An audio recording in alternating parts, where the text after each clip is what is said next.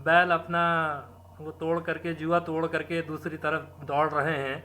एक दिन पहले एक आदमी कह रहा है कि अनिल बलूनी को देख करके पहाड़ के भाजपाई लोग भी सोच रहे हैं कि इस घड़ को घुस करके कुलाड़ा कैसे बनाना है। और दूसरे दिन वो कह रहे हैं कि नहीं, इससे सुयोग्य तो प्रत्याशी नहीं है। तो लगता है कि कृपा यहीं पर रुकी हुई थी, अब कृपा आनी शुरू हुई है। धीरे धीरे ईडी आएगी तो ईडी के साथ साथ कृपा भी आएगी। नमन करते हैं, प्रणाम करते हैं जिन्होंने हमको ये ईडी वाला मार्ग में भी हमको राष्ट्र की मुख्य धारा में ले आए हैं। कि हमारे यहाँ की नदियाँ ज़्यादा तेज गति का बहाव उनमें है, या हमारे जो राजनीतिक पार्टियों के नेतागण हैं उनका बहाव की गति तेज है। जीवन की सार्थकता इसमें है कि आदमी का देहरादून में मकान। सोचिए तो कैसा उत्तराखंड हमने बनाया इन 22-23 सालों में, जिसमें जो सिर्फ 10-15 शहरों में बसता है। सरकार को और विधायकों को तो ठंड लग जाती है आपके गैरसैंण में। सर्दी जुकाम निमोनिया कुछ नहीं होने देंगे। ये आप जनता की जिम्मेदारी न ले सकें तो जनता आपकी जिम्मेदारी ले लेगी। वहाँ गैरसैंण में लोग कर देंगे ऐसा है कि विकास के ठेकेदार और ठेकेदारों का विकास, यही राज्य की कुल जमा कथा कहानी आप होकर के जितना चाहे उतना मर्जी जमीन खरीद सकते। पूर्व देश के किसी राज्य में ऐसा नहीं है। उसने अस्पताल बनाने के लिए जमीन खरीदी और वो उसमें अपार्टमेंट बना दे। सिस्टमेटिक तरीके से लोगों का अपनी जमीनों से मोह भंग हो, एक तरह का लगता है कि हिडन सरकारी अभियान है। मतलब स्कूली बच्चों जैसे बहाने हैं ये तो। आप जैसे लोग कहीं चूक रहे हैं या जनता कुछ समझ नहीं पा रही। मैं ये रहस्य मैं समझ नहीं पा रहा हूँ कि इस अंधेरे में कहीं पर रोशनी दिखती तो है, इस घनी चुप्पी में भी एक आवाज़ उठती तो है। यहाँ तक जब तक लोग ये कह रहे हैं कि नहीं साहब इनसे बढ़िया कोई नहीं है, इनसे अच्छा कोई नहीं है, तब तक उम्मीद कायम है। जिस दिन लोग कहने लगे नहीं ये फालतू की बात करते हैं चौराहे पर बिना मतलब में, उस दिन ज़रूर दिक्कत हो जाएगी। राजनीति में आपको ये नहीं पता कि आपका क्या होने जा रहा है तो आपका फिर कुछ नहीं हो सकता है। तो उसने पहली लाइन में आपकी तारीफ की और दूसरी लाइन में आपकी जड़ काट दी। तो जिनके यहाँ महात्मा जवाहरलाल थे, हम तो चंद्र सिंह गढ़वाली वाली पार्टी में हैं कि रहनुमाओं की अदाओं पर फिदा है ये दुनिया, इस बहकती दुनिया को संभालो यारो।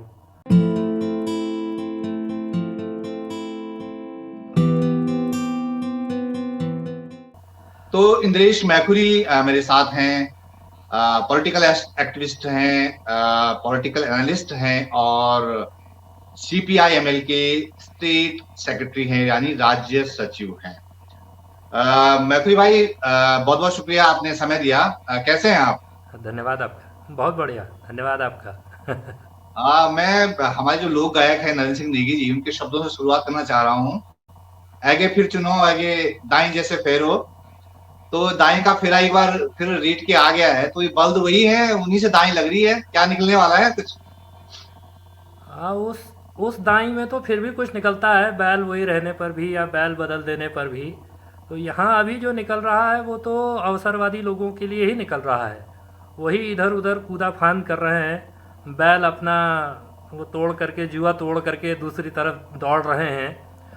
और उन्हीं के इर्द गिर्द चीज़ें दिखाई दे रही हैं कि इस समय जैसे ही किसी के दरवाजे पर ईडी पहुंचती है तो अचानक से उसको याद आता है कि भाई हमारा तो विकास की नीतियों से हम कितना पीछे हैं, विकास अटका हुआ है। तो ईडी जो है विकास की सीढ़ी है, दरअसल वो विकास तक ले जाती है। अब वो किसके विकास तक ले जाती है ये एक अलग मसला है।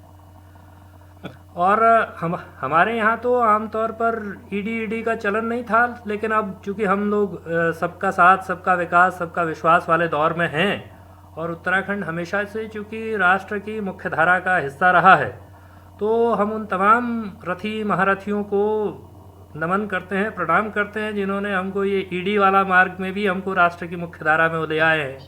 उससे हमको वंचित नहीं होने मुक्ति का मार्ग है ईडी जो है मुक्ति का मार्ग है, मतलब नया ईडी मुक्ति का मार्ग है। ईडी दरअसल ज़मीर जगाने वाला है, ईडी आंखें खोल देने वाला है, और ईडी पता नहीं क्या क्या खोल देता है, दिमाग की बत्ती जला देता है और तुरंत आदमी रातों रात जो है दूसरे लिबास में प्रकट होता है। तो ये अद्भुत है। अच्छा, अब इसीलिए अब हम सोचते थे कि उत्तराखंड का विकास क्यों नहीं हो रहा। अब जाके शायद हमें सूत्र पता चला है कि वो विकास तो ईडी के चक्कर में फंसा हुआ है। वो लगता है कि कृपा यहीं पर रुकी हुई थी, अब कृपा आनी शुरू हुई है। धीरे धीरे ईडी आएगी तो ईडी के साथ साथ कृपा भी आएगी, और कृपा आएगी तो देखते हैं विकास किस किस का होता है, कितना कितना होता है। जो लोग 5-5 कुर्सियों पर बैठा करते थे अब वो कितनी कुर्सियों पर बैठेंगे एक साथ, ये भी देखा जाएगा। मैं तो राजेंद्र भंडारी जी का सुन रहा था एक दिन पहले, जो है वो स्पीच दे रहे थे कि जो है मैं तो ये क्रांति कर रहे थे उस दिन वो उसी दिन वो पहुंच गए दिल्ली। तो गजब ही हो रहा है तो मतलब। ये तो ऐसा है कि आदमी के बोले हुए शब्दों पर विश्वास ही नहीं करना, या मनुष्य पर ही भरोसा नहीं करना। एक दिन पहले एक आदमी कह रहा है कि अनिल बलूनी को देख करके पहाड़ के भाजपाई लोग भी सोच रहे हैं कि इस घड़ को घुस करके कुलाड़ा कैसे बनाना है। और दूसरे दिन वो कह रहे हैं कि नहीं, इससे सुयोग्य तो प्रत्याशी नहीं है ना। एक ही दिन में उन्होंने घन को घिस करके कुल्हाड़ा बना दिया इतनी तेज गति से। तो वो मुहावरा इतने सालों में अगर उसको कोई बदल पाया, है ना, क्योंकि पहले दिन उन्होंने ही बताया था कि ये घन है, कुल्हाड़ा इसको नहीं बनाया जा सकता। तो इतनी तेज गति से किसी ने घन को घिस करके कुल्हाड़ा बनाया हो 12-13 घंटों में, तो ये चमत्कार उन्होंने नहीं किया। तो ये तो अद्भुत है। ये मतलब हम तो गदगद हैं कि हमारे जो है हमारे पास ऐसे युग पुरुष लोग हैं, मतलब इतने युग पुरुष हैं, इतने बड़े वैसे प्रतिनिधि हैं जो कि भाप जा रहे हैं कि विकास का रास्ता क्या है। और वो मतलब बहुत हमारे लिए सौभाग्य की बात है। हाँ, हमारे यहाँ पहले तो हम गंगा यमुना की धरती के लोग हैं। हमारे यहाँ नदियाँ खूब सारी बहती हैं, बहुत तेज़ गति से बहती हैं। लेकिन अब नदियों के साथ बहने का जो क्रम है उसमें ये नापना पड़ेगा कि हमारे यहाँ की नदियाँ ज़्यादा तेज़ गति का बहाव उनमें है, या हमारे जो राजनीतिक पार्टियों के नेतागण हैं उनका बहाव की गति की तेज़ है। ये तो नापना पड़ेगा। इसके बीच में भी ये कंपटीशन है कि भाई कैसे होगा ये।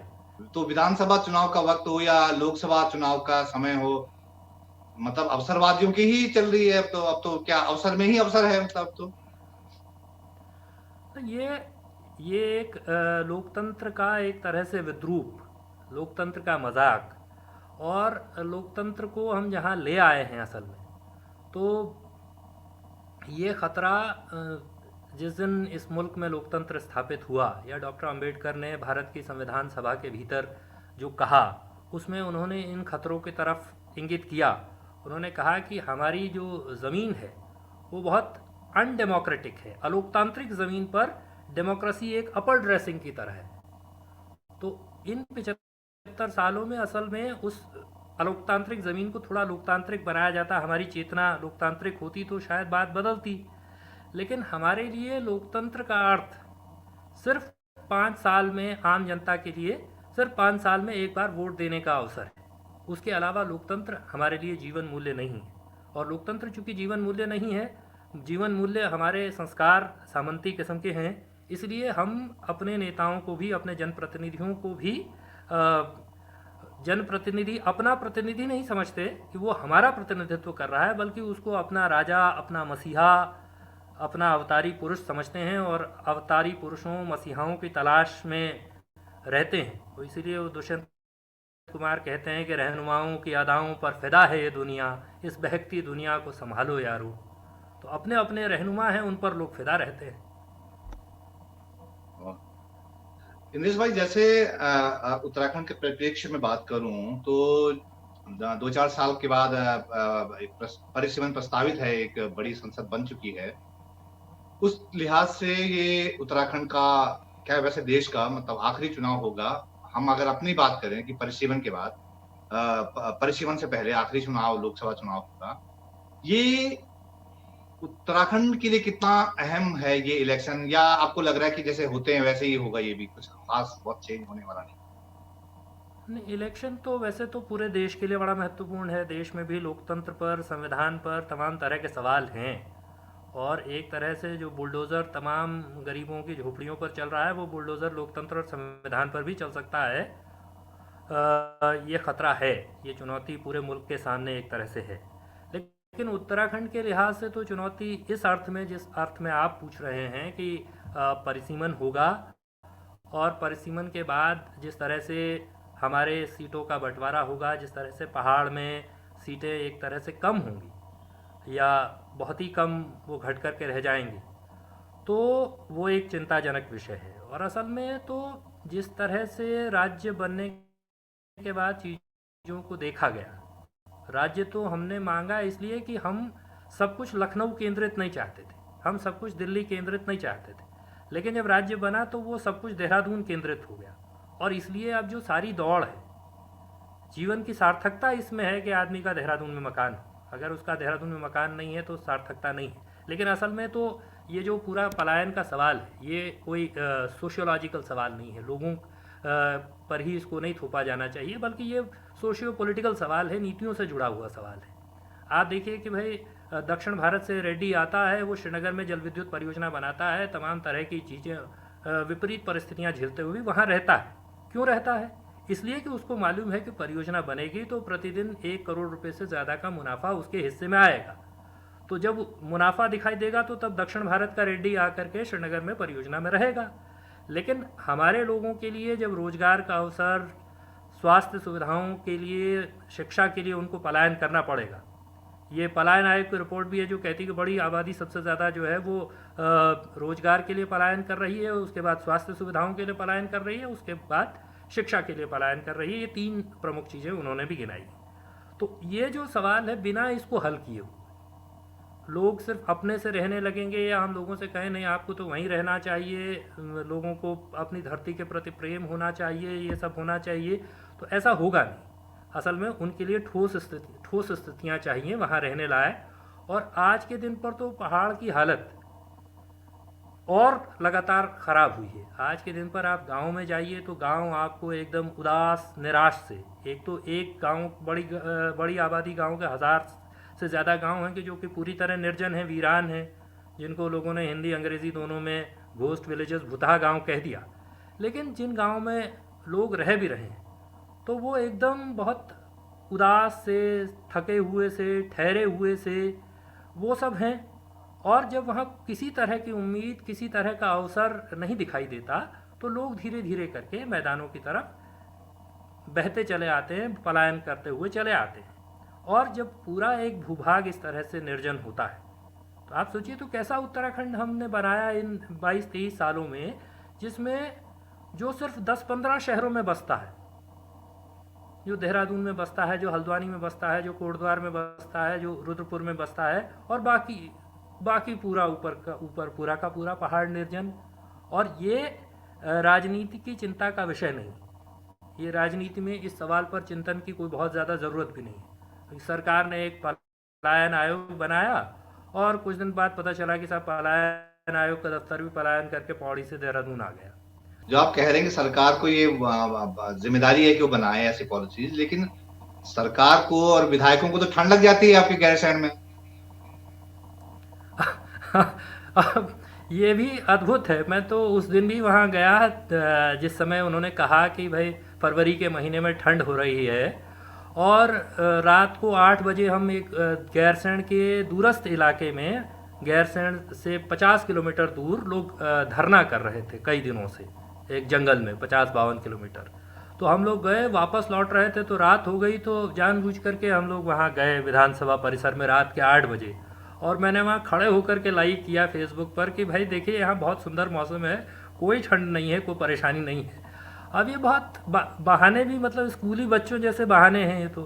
भाई विधायकों को कोई सड़क पे थोड़े खड़ा करेगा, उनको सड़क पे नहीं रहना है, उनके लिए तमाम सुविधाएं हैं। लेकिन पहाड़ के प्रति जो उपेक्षा का भाव है एक तरह से, यानी आदमी दिल्ली से आया है पार्लियामेंट का चुनाव लड़ने और वापस दिल्ली ही जाएगा, दिल्ली जाने के लिए दिल्ली से पहाड़ आया है, या देहरादून से वापस देहरादून आने के लिए पहाड़ गया है, तो उसके लिए सिर्फ उतनी मजबूरी भर है। और यहाँ तो आप देखिए तो हमारे जो बड़े नेतागण हैं जो अपने आप को पहाड़ पुत्र, पर्वत पुत्र कहलाना भी चाहते हैं, तो वो सारे पलायन करके मैदानी विधानसभाओं में या मैदानी संसदीय क्षेत्रों में धीरे धीरे करके आ गए हैं। तो ये दिक्कत है, और इसीलिए उनको ये साल भर में एक प्रतीकात्मक बात, वो भी टोकन है एक तरह से, कि एक विधानसभा सत्र होगा। एक विधानसभा सत्र मतलब कितना होगा? 3 दिन होगा। 4 दिन से ज़्यादा कोई विधानसभा का सेशन नहीं होता उत्तराखंड में। अद्भुत है, बजट सत्र भी 3 दिन 4 दिन से ज़्यादा नहीं होता। तो वो 3 दिन 4 दिन के लिए भी पहाड़ चढ़ने को तैयार नहीं है। आप सोचिए कि ये राज्य कैसे चलता है कि त्रिवेंद्र रावत मुख्यमंत्री थे, उन्होंने ऐलान कर दिया कि गैरसैंण जो है ग्रीष्मकालीन राजधानी होगी। तो हम तो उस समय भी कह रहे थे कि भाई ये जो ग्रीष्मकालीन और शीतकालीन की अवधारणा है, ये तो औपनिवेशिक अवधारणा है, अंग्रेज लाए इस देश में ग्रीष्मकालीन और शीतकालीन राजधानी। लेकिन चलिए आपने घोषणा कर दी, राज्यपाल ने अधिसूचना जारी कर दी, और उसके बाद किसी ग्रीष्म काल में सरकार जो है गैरसैंण नहीं गई। वो सत्र 3 दिन का सत्र करने में भी उसको ठंड लगती है। तो एक हम तरह तो से विधायकों की एक तस्वीर देख रहे थे यूरोप दौरे की, स्विट्जरलैंड की, बड़ी अच्छी अच्छी तस्वीरें डाल रहे थे, ठंड जो है पूरा ओढ़ के बैठे हुए थे, अच्छा लग रहा था। वही विधायक थे जिनको ठंड लग गई थी हाँ गैरसैंण में। हाँ नहीं, वही तो हमने उनसे कहा कि भाई आपको सड़क पे थोड़े रहना है, आपके लिए इंतजाम करेंगे महाराज, और आप कहिए कि नहीं सरकार नहीं कर पा रही तो जनता करके देगी बंदोबस्त आपका, लेकिन आपको कम से कम सर्दी जुकाम निमोनिया कुछ नहीं होने देंगे। ठंड से संबंधित जितना भी रोग है ये आप जनता की जिम्मेदारी न ले सकें तो जनता आपकी जिम्मेदारी ले लेगी, वहाँ गैरसैंण में लोग कर देंगे ऐसा, ऐसी कोई विपरीत स्थिति नहीं। लेकिन पहाड़ के प्रति जो उपेक्षा का भाव है, और एक तरह से जो पर्वतीय प्रदेश हमने कहा कि पर्वतीय प्रदेश होना चाहिए, उसका मतलब था कि पहाड़ के हिसाब से नीतियां बने, नीति नियोजन के केंद्र में पहाड़ हो। तो नीति नियोजन के केंद्र में पहाड़ नहीं है, नीति नियोजन के केंद्र में तो फिर भी बड़े ठेकेदार हैं, इसीलिए बड़े ठेकेदारों के हिसाब से ही राजनीति है। तो ठेकेदारों का विकास मतलब अपने चरम पर है कुल मिला के उत्तराखंड में। विकास के ठेकेदार और ठेकेदारों का विकास। अब कुछ दिन पहले मतलब वो कैसे हो रहा है, तो कुछ दिन पहले एक पूर्व मंत्री जी के लोगों ने मुझसे कहा कि साहब मंत्री जी के जितने आदमी थे असल में वो सारे के सारे ठेकेदार हैं, और उनका कारोबार चल नहीं रहा है क्योंकि वो सत्ता के साथ नहीं है। तो उन सारे लोगों ने मंत्री जी से जाकर के कहा, लोगों ने मतलब उन सारे ठेकेदारों ने मंत्री जी से जाकर के कहा कि आप प्लीज़ भाई साहब आप वहाँ चले जाओ तो हमारी ठेकेदारी चलेगी, नहीं तो हम भी भूखे मरेंगे और आपका भी नहीं चलेगा। तो लिहाजा जो है 2-4 दिन में नेताजी दूसरी तरफ चले गए। और इस कहानी से आप सबको ही नाप सकते हैं कि असल में इसी तरह का हो रहा होगा। कल मैं उनका भी, भंडारी साहब का भी इंटरव्यू एक जगह देख रहा था, तो वो भी कह रहे थे कि नहीं विकास के काम नहीं हो पा रहे थे, सड़क में बनवा नहीं पा रहा था, ये मैं नहीं कर पा रहा था, वो नहीं कर पा रहा था। तो जाहिर सी बात है कि विकास के ठेकेदार और ठेकेदारों का विकास, यही राज्य की कुल जमा कथा कहानी होकर के रह गई। तो इंद्रेश भाई आप लगातार जो है पहाड़ में हैं, लगातार आंदोलनों से जुड़े हैं, हर संघर्ष में साथ हैं। उत्तराखंड में अलग अलग जगह पे छोटी छोटी लड़ाइयां बहुत तरह से हो रही हैं, कोई जमीन को लेके, कहीं भूमि निवास को लेके, कुछ नफरतों के खिलाफ लड़ाइयां हैं, अलग अलग तरह की लड़ाइयां चल रही हैं। क्या आप इन लड़ाइयों को कुछ कहीं जाते हुए देख रहे हैं, या सिर्फ ये लड़ाइयां ही चलती रहेंगी, सिर्फ कुछ ही लोग लड़ते रहेंगे? नहीं देखिए, ऐसा है कि ये तो विपरीत से विपरीत परिस्थितियों में भी किसी समाज के जिंदा होने का लक्षण है कि वहाँ लोग गलत के खिलाफ बोलते हैं, वहाँ गलत का विरोध करते हैं। जब चारों तरफ एक नफरती माहौल बन रहा हो, ख़ास तौर पर उत्तराखंड में भी इस तरह के नफ़रत के प्रयोग लगातार हो रहे हैं, तो उसके बीच में छोटी भी आवाज़ होती है तो वो महत्वपूर्ण हो जाती है, और उन छोटी आवाज़ों ने मिल करके एक लेवल पर चीज़ों को कुछ ठीक करने में भी योग दिया, कुछ काम हुआ। तो इस लिहाज से तो ये महत्वपूर्ण है।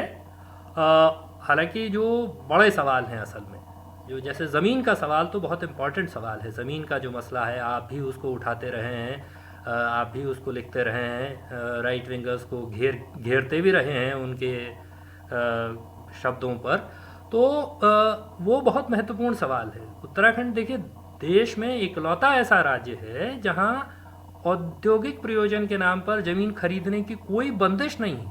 ये 2018 में कर दिया गया कि कोई लिमिट ज़मीन खरीदने की नहीं है, आप जितना चाहे उतना मर्जी ज़मीन खरीद सकते हैं।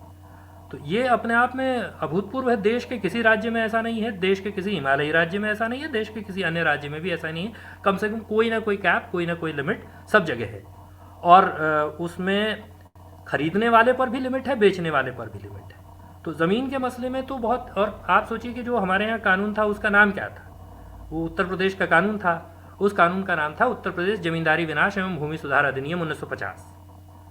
तो इसमें पहली बात क्या है, इसमें पहली बात है ज़मींदारी विनाश, यानी कि ये हमने आज़ादी के साथ हासिल किया। आज़ादी के साथ हमने जो बहुत सारी चीज़ें हासिल की, लोकतंत्र, संविधान, उसके अलावा ज़मींदारी उन्मूलन भी हमने हासिल किया कि कोई ज़मींदार नहीं होगा, किसी के पास असीमित भूमि नहीं हो सकती, उसकी अपर सीलिंग निर्धारित है कि इससे ज़्यादा ज़मीन नहीं हो सकती। तो जब आपने ये कह दिया कि औद्योगिक प्रयोजन के लिए कोई कितनी भी ज़मीन खरीद सकता है, इसका मतलब है कि आपने नए सिरे से नए औद्योगिक ज़मींदार पैदा कर दिए, और उसके साथ साथ आपने आज़ादी के उन मूल्यों को तिलांजलि दी। लोगों ने तो उसको सिर्फ इतना ही समझा कि ज़मीन बेचने का कानून, लेकिन इसका ये पर्सपेक्टिव है ना। तो आपने ये कह दिया कि भाई कोई कितना ज़मीन खरीद ले, इसका मतलब है कि नए ज़मींदार पैदा करना। इसका मतलब जो ज़मींदारी विनाश हमने आज़ादी की लड़ाई से, ज़मींदारी उन्मूलन आज़ादी की लड़ाई से हासिल किया, उसका उसका भी एक तरह से आपने खात्मा कर दिया। ये है। और इसका जो दूसरा पहलू है कि उसमें जितना फिर थोड़ा सा बचा रह गया इतना सबके बाद भी, वरना हमारे यहाँ तो लोग जो हिमाचल प्रदेश का कानून की बात करते रहते हैं, उसमें खास तौर पर जो हिमाचल प्रदेश, आप तो जानते हैं हिमाचल प्रदेश में आपने पत्रकारिता की है, अच्छे से उसको समझते भी हैं कि जो Himachal Pradesh land tenancy act है, और उसका खास तौर पर सेक्शन 118 है, जिसमें ये प्रोविज़न है कि भाई एग्रीकल्चरल लैंड आप किसी को नहीं बेच सकते, है ना। मतलब उसमें लिखा है कि agricultural land can not be sold to non agriculturist. उसमें तो बाहर भीतर का भी मसला नहीं, बाकी ज़मीन के मामले में है। तो उसमें तो हिमाचली के लिए भी प्रतिबंध है, मतलब ऐसा सेक्शन है वो, हाँ, जिसमें हाँ, हिमाचली हाँ, वो हिमाचल 118 के भीतर जमीन नहीं जी कृषि भूमि नहीं खरीद सकता, गैर कृषि कार्य के लिए कृषि भूमि खरीदी नहीं जा सकती। यहाँ इसका उल्टा है, यहाँ जो 2018 में किया गया इसका ठीक उलट, 180 डिग्री ऑपोजिट, कि अगर आप कृषि भूमि को खरीदते हैं औद्योगिक प्रयोजन के लिए, तो आपको इसको अकृषि कराने की कोई प्रक्रिया नहीं चलानी पड़ेगी। जो सेक्शन 143 था पहले, 143 कराना होता था, उसमें 143 का जोड़ा और लिखा कि औद्योगिक प्रयोजन के लिए यदि आप ज़मीन खरीदेंगे तो उसके लिए आपको उसको गैर कृषि नहीं कराना पड़ेगा, वो स्वतः खरीद हो जाए। और इतने तक मामला रुका नहीं, यहाँ तक तो हो गया। इसमें भी थोड़ा सा जान थी, थोड़ा बचा हुआ था। तो थोड़ा बचा ये था कि व्यक्ति जिस प्रयोजन के लिए ज़मीन खरीदेगा उसी प्रयोजन के लिए ज़मीन का उपयोग करेगा। ये पुराने कानून में चूंकि ये नहीं था, तो ये रह गया। तो 2022 में जब धामी जी वापस आए, तो जून 2022 में उन्होंने जो विधानसभा का सत्र किया, उसमें पहला काम ये किया कि ये वाला क्लॉज खत्म किया। अब व्यक्ति ने जिस प्रयोजन के लिए ज़मीन खरीदी हो, उसने अस्पताल बनाने के लिए ज़मीन खरीदी और वो उसमें अपार्टमेंट बना दे, क्योंकि अस्पताल भी औद्योगिक प्रयोजन है ना। तो उसने अस्पताल बनाने के लिए ज़मीन खरीदी और उसमें अपार्टमेंट बना करके, फ्लैट बना करके बेचने लगे, तो उस पर कोई रोक नहीं, ये बंदिश भी खत्म कर दी गई। तो ज़मीन मतलब और औद्योगिक प्रयोजन की जो व्याख्या मतलब स्पष्ट नहीं है उसमें। औद्योगिक प्रयोजन की व्याख्या तो औद्योगिक प्रयोजन डिफाइंड थे कि ये औद्योगिक प्रयोजन मतलब ये सारे, लेकिन वो परिभाषा भी इतनी व्यापक है कि उसमें सभी कुछ एक तरह से समाहित हो जाता है ना। खेती से लेकर अस्पताल तक सब औद्योगिक प्रयोजन है, स्कूल चलाने तक सब औद्योगिक प्रयोजन है।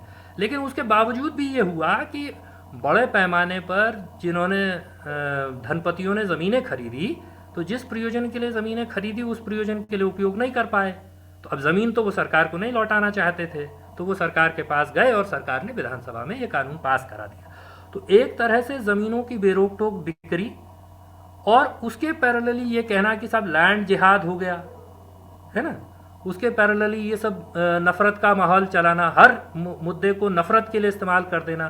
तो असल में ये जो बात है ये थोड़ा लंबी हो गई कि ये जो सब लड़ाइयाँ हैं, ये जो ज़मीन का सवाल है, संसाधनों पर अधिकार का सवाल, तो उत्तराखंड राज्य के आंदोलन के समय से जल जंगल ज़मीन पर अधिकार का सवाल हम लोग जब 1994 के आंदोलन में थे तो तब से ये बात कहते आए हैं।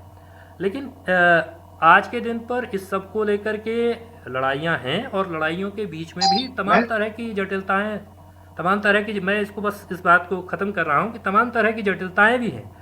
लेकिन इस मसले में मैं समझता हूँ कि लड़ने की जो ज़रूरत है या लड़ने की आवश्यकता है तो वो है। और इसलिए जो है हम ये देखते हैं कि भाई वो जो अतुल शर्मा जी की कविता की पंक्ति है कि इस अंधेरे में कहीं पर रोशनी दिखती तो है, इस घनी चुप्पी में भी एक आवाज़ उठती तो है। इस अंधेरे में कहीं पर रोशनी दिखती तो है, इस घनी चुप्पी में भी एक आवाज़ उठती तो है। रोशनी की चेतना को थाम लो मुट्ठी में तुम, बोलने से हर गलत की नींव तक खिलती तो है। इस कविता में पूरा सार आपने बता दिया। भी हमेशा रहेंगे, वो लड़ाइयाँ कहाँ तक जाती हैं वो एक मसला है। जो मैं छोटी-छोटी लड़ाइयों की बात कर रहा था। क्या इस ज़मीन बचाने की लड़ाई में उतनी ताकत आई है, उसको मिली है या लोग समझ पाए हैं वहाँ?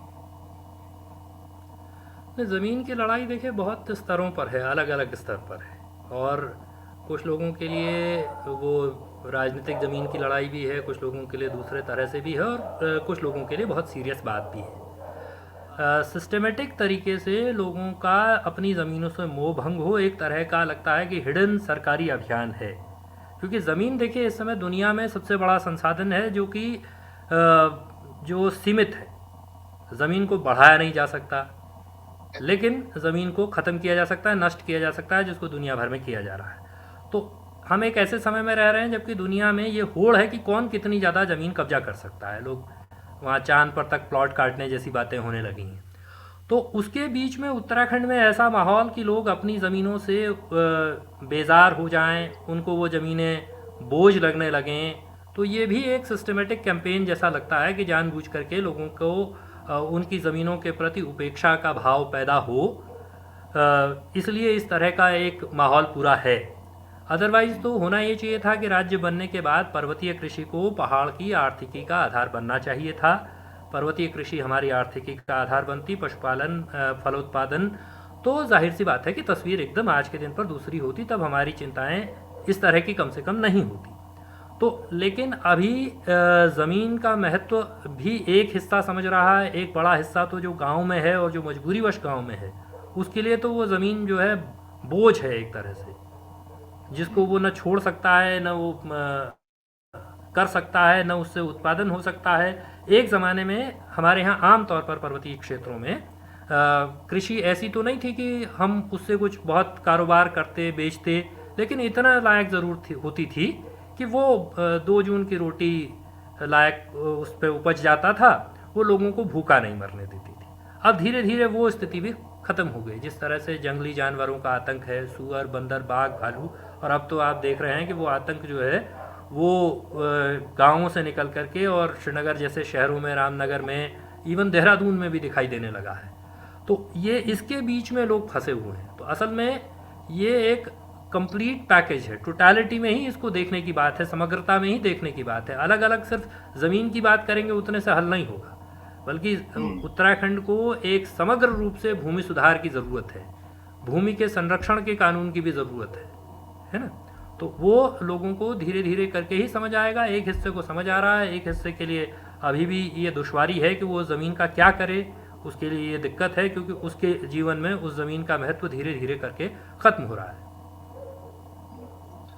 अब मैं थोड़ा दूसरी बात पे आता हूँ, जहाँ पे हम देखते हैं, मैं इतने सालों से आपको देख रहा हूँ, उत्तराखंड आंदोलन से लेके अब तक, और लगातार जो है फॉलो कर रहा हूँ आपको। आप लगातार लिखते भी हैं, और बहुत कम पॉलिटिकल एक्टिविस्ट होते हैं जो लोग लगातार मुद्दों पे लिखते भी हैं और लड़ाई भी लड़ते हैं। जहाँ पे लड़ना हो, जहाँ पे संघर्ष हो, जहाँ पे सवाल उठाने हो, वहाँ पे इंद्रेश मैखुरी आगे होते हैं। और जब वोट देने की बारी आती है तो लोग जो है उनकी पसंद नहीं होते हैं। तो आप जैसे लोग कहीं चूक रहे हैं या जनता कुछ समझ नहीं पा रही। मैं ये रहस्य में समझ नहीं पा रहा हूँ कि क्या चक्कर है? नहीं, देखिए, लोग तो जैसा उनको समझ, जितना उनकी समझदारी है, तो उतना समझदारी के हिसाब से वो एक्ट करते ही हैं।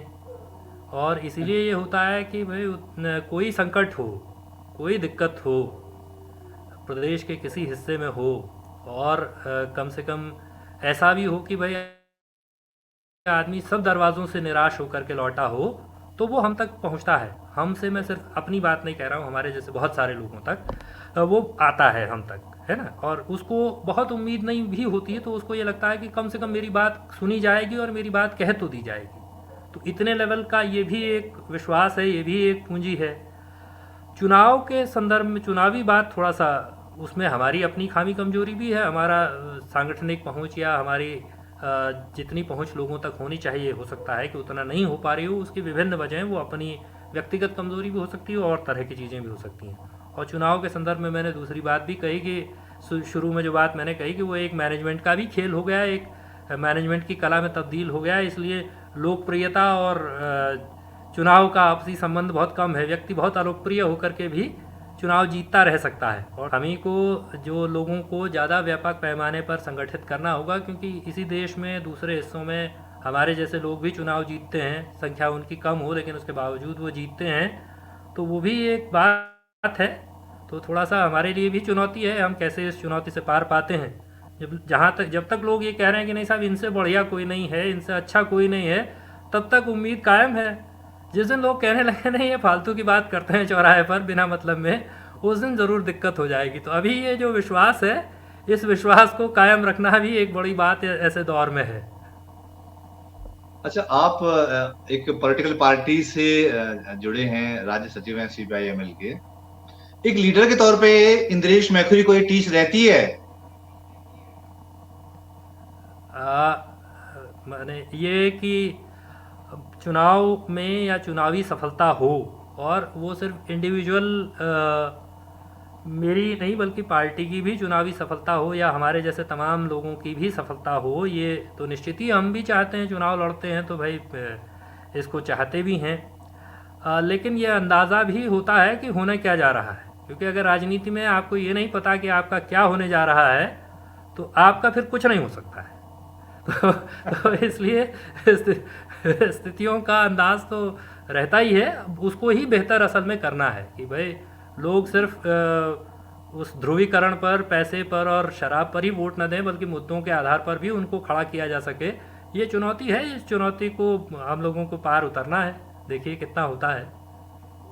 हाँ, ये बात मैं इसलिए भी पूछ रहा हूँ क्योंकि बहुत से लोगों से बात होती है, तो मतलब आमतौर पे ये विचार आता है, ये बात निकलती कि यार हमें नुमाइंदा तो ऐसा ही चाहिए, ऐसी नुमाइंदगी चाहिए जैसे इंद्रेश भाई हैं या और लोग जिस तरह लड़ रहे हैं, ऐसी नुमाइंदगी चाहिए। लेकिन बस वो उनके साथ संगठन नहीं है, पार्टी, मतलब वो चीजें कुछ आड़े आ जाती है। मैं इसलिए ये बात कह रहा था।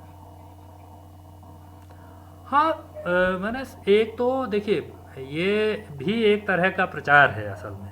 तो हमारे अच्छा। जो राजनीतिक विरोधी हैं, ये उनका कौशल है असल में। हमारी कमज़ोरी से ज़्यादा ये उनका कौशल है कि वो हम तो उनकी लगातार खिलाफत करते हैं, जितने कठोर से कठोर शब्द है उनके खिलाफ प्रयोग करते हैं, लिखने में बोलने में निरंतर। वो हमारे खिलाफ कठोर शब्द नहीं प्रयोग करते। वो कहते हैं आदमी तो बहुत अच्छा है, लेकिन तो उसने पहली लाइन में आपकी तारीफ की और दूसरी लाइन में आपकी जड़ काट दी। तो उनके पास ये हुनर ज़्यादा अच्छा है, इस हुनर से पार पाना है उनके।